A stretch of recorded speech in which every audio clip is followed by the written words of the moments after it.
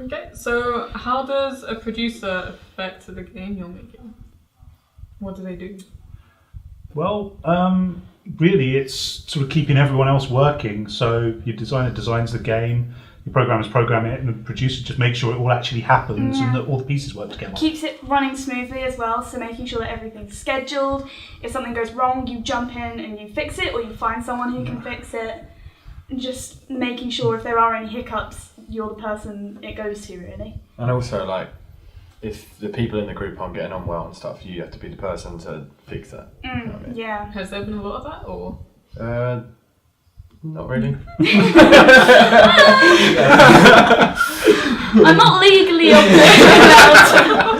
Well, there has been a lot of like having to sort of facilitate it all, because you have been able to go like, oh, you know, your artists say, oh, we've made this thing, but then the program's like, oh, we can't put it in. It's making sure that it all fits together and everyone can get their job done in harmony. Right. And no one's doing any work that they don't need to be doing. Yeah. Yeah, I mean, one of the ones that comes up quite a bit is your designers will go and design something, and then your programmers never actually hear about it because it's gone as far as design into document, and the programmers are off working on something else. So you have to sort of go up to programmers and say, by the way, do you know that's actually there, and can you actually work with that?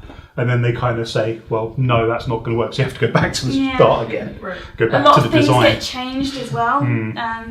Which is just part of the process of designing a game, but the program will have started working on the previous process, and then it's like, oh no, it's all gone, scrap that. Yeah, never mind the last 4 weeks of work you've done, it's all changed now.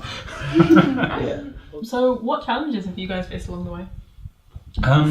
I think the entire job is uncoding cats. That's pretty much it. If you can keep everything lined up and moving, then you're doing something pretty special, because it just doesn't ever work that way. I think the hardest part is making sure that everyone's working together and not in their own little bubble. So, like you were saying, the designers will design something and then the program will be like, oh no. So it's making sure that they're working in like conjunction with each other, so that they don't go off and just make like completely separate things. It's really communication. A lot of the times, it's like, say, designers are designing, programmers are programming. They're sitting there with their headphones in, getting on with work, but they're not talking to each other. So you pretty much have to go along and poke them all in the back and go, hey, what are you doing? By the way, they're doing that, you need to know about it. Has there been anything specific, or has it just been kind of like a general communication?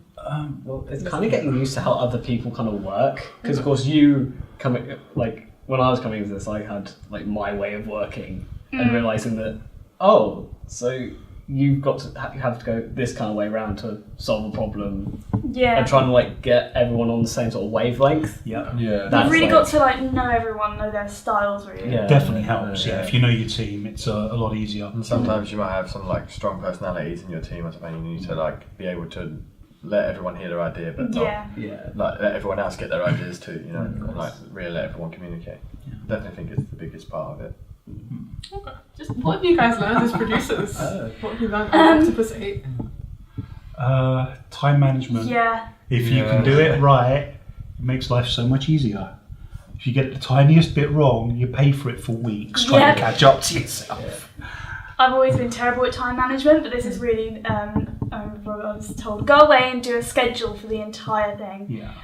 I spent hours on it because I was just so bad at it, but I'm definitely getting better and I'm understanding as well, like, oh, well, this person can do this amount in this amount of time, so now I can schedule the rest of it.